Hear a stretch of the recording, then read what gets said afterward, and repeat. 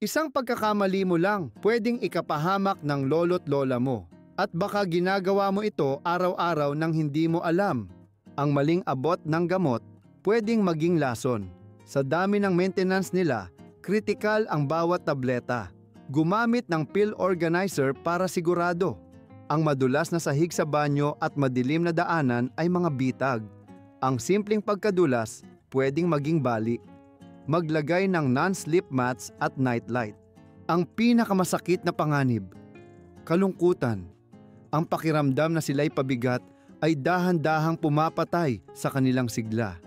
Ang lunas, ang oras at pakikinig mo. Ganyan talaga pag matanda. Huwag baliwalain ang mga daing nila.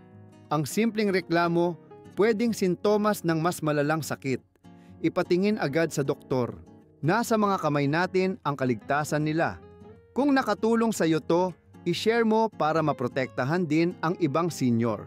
At mag-subscribe ka na para sa mas marami pang paalala.